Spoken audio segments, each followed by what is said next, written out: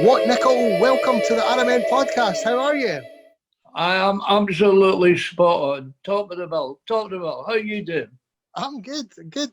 You know, I mean, it's incredible to have you on and to talk about all different things with music and your career and all the other aspects that you've done in your journey. So, we want to start basically at the very beginning. How did you get into music and the arts and all the things? What?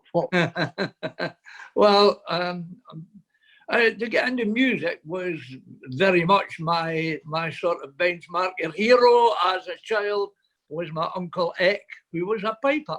And I wanted to be as much like him as possible. So, apart from wearing a black eye patch, which he did, and stuff like that, which I did as a wee boy, I learned to play the pipes. So that was it, man. I was very enthusiastic about all things Scottish. You know, I wore a kilt to school, which got me into a lot of trouble. But for some reason or other, Scottish male children seem to think that wearing a kilt is something to, take advantage of rather than to be proud of. But so that's how I got into music. I learned to play the pipes. I was a good piper. I've never been a good musician in any other line, but I was a bloody good piper.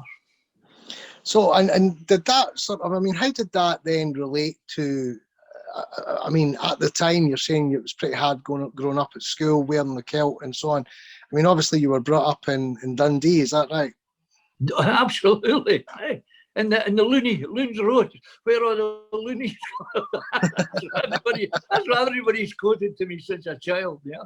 In Loons Road in Lochee. Now that was slightly different. Lochee. And so what was your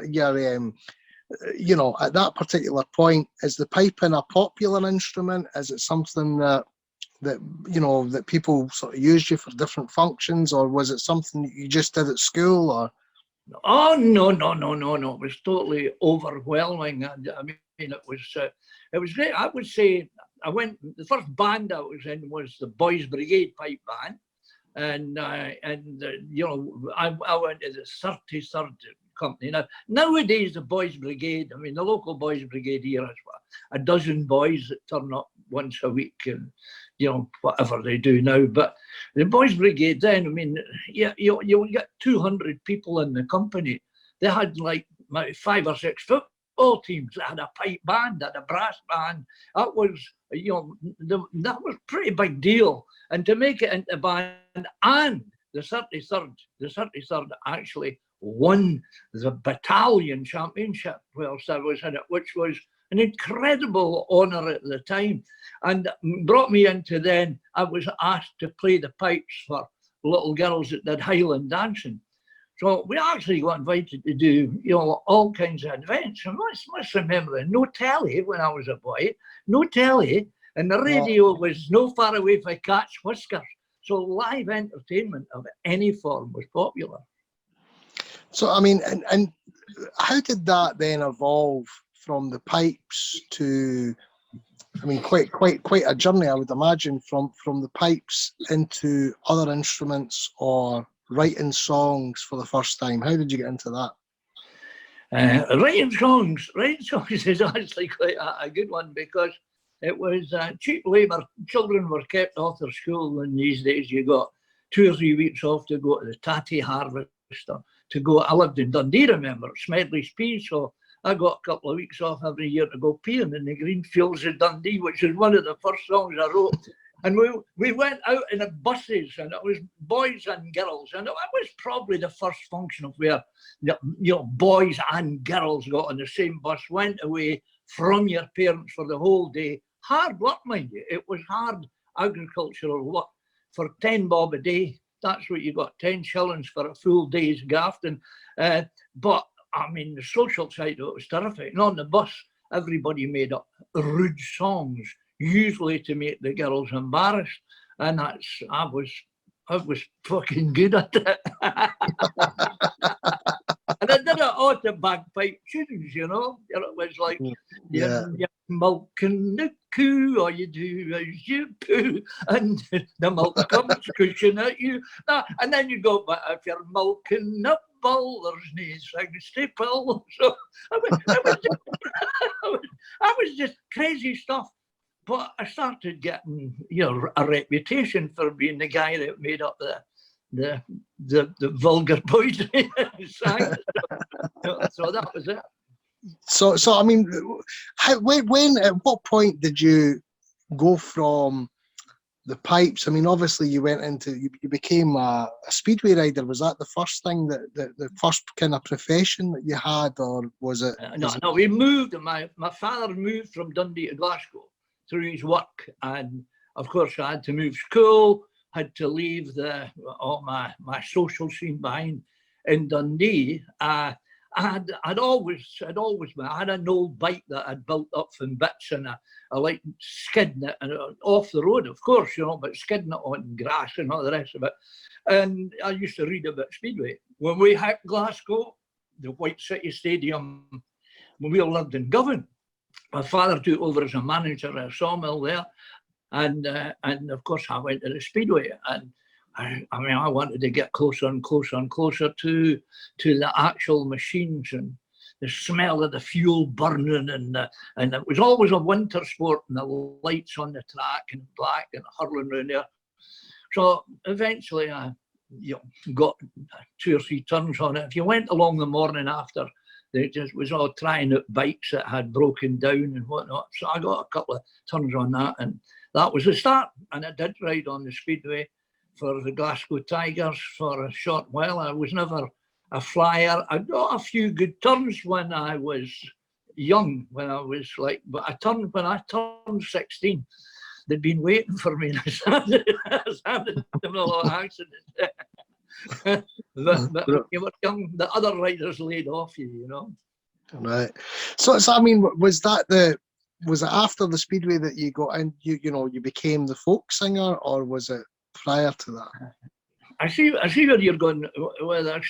That carried all the way through. When I was on the Speedway, a big thing about Speedway at that time, it was a big social scene, and a lot of music played, and it was just the most popular songs, which are not like pop songs now. They were sing-along songs. I always remember Tennessee, Ernie, and people like that. If the left don't get you, the right one will, and all the rest of it. And we sang these songs again in the Speedway company. The Speedway riders, we didn't go by bus in a team the way the football team did. You're teamed up in a car, so it would maybe 4 cars to go away matches and that. And again, I mean, I sort of paid my way by keeping some of the older riders amused, and making up songs. That was it. But the folk singing, that's a great question. When did it become folk singing? If we go back to the piping, I was really in the folk scene from I was 6 or 7 years old, but we didn't call it folk music then. It was called bothy music, or pibroch music, or it would be diddling, because that was a common thing where you went up. You didn't need to have words. You went up there, most of the older men with a wee drink in them, and they went up and they just diddled. And that just go, and the thing was that they all went up there, but you had to have a baby with you, and you had to diddle from a really upbeat thing through to you were just getting the bairn to sleep. Now, as a father yourself, you'll know that it's not always easy. But the point was, so the first one to get their baby to sleep won. And so I was part of that, but from I was very young. But I obviously didn't participate in getting a baby to sleep, because I was just a kid myself. But that was where the folks in. And then my father would take me out into the country, and we would go into the bothies, where they actually lived in the bothies, and there was always a concertina or a fiddle player, and you sang, songs like Nicky Towns and all kind of songs there, and they weren't far away from pipe tunes, so I was well in, and of course I could take my chanter along and join in sometime, but we didn't call that the folk scene. And then there was the fishing people and they had all their fishing songs. And my mum coming from Aberdeen, so she was Kenning, Aberdeen, Quine, and we had a lot of these songs that others hadn't heard in Dundee. And so there was the agriculture one, there was a fishing one, and then do you remember Dundee jute industry? We had the industrial songs there. You know, keep the wheels turning, keep the wheels turning. And so, but we never called that folk music.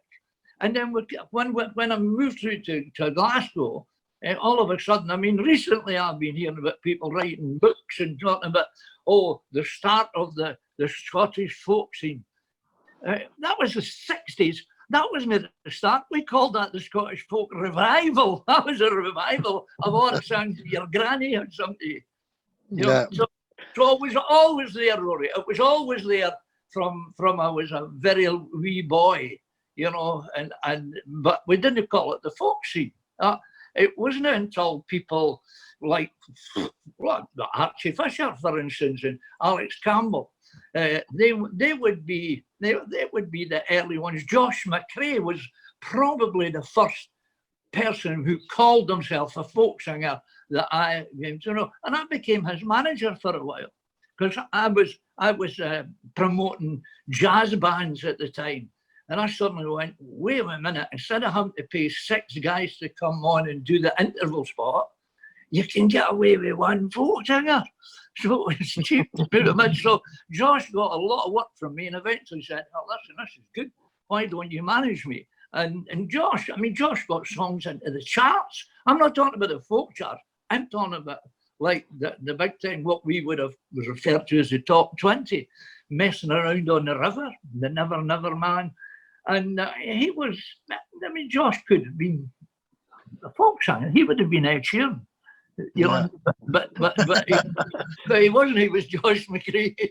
Woven into the beat of the drum, the dream of the gale, and the seeds of the child wafting through the ages shall the gale.